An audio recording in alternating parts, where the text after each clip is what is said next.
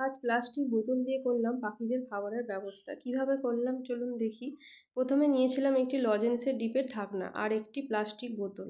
প্রথমে এই বোতলটা আর প্লাস্টিকের এই লজেন্সের ঢাকনাটা আমি ফুটো করে নিয়েছিলাম এই স্ক্রুপটা লাগাবো বলে। এই স্ক্রুপগুলো আমাদের বাড়িতে কাজ হলে অনেক সময় থেকে যায়। তা বোতলের ঢাকনাটা টাইট করার জন্য আমি এটা ভালোভাবে আঁটছিলাম, আরও যাতে ভালোভাবে টাইট হয়, যাতে বোতলটা না খোলে, তার জন্য এই প্লাস দিয়ে এটা ভালো করে একটু টাইট করে নিয়েছিলাম।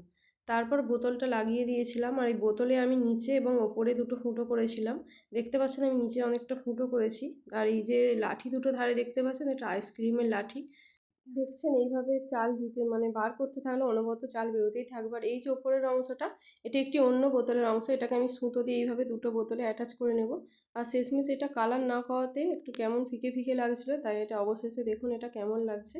আর আমার প্রথমেই হ্যাঙ্গিং হিসাবে আমি বার্ডস ফিডারটাই ঝুলাও বলেছিলাম। তো কেমন লাগলো আমার এই ভিডিওটি কমেন্ট করে জানাতে ভুলবেন না।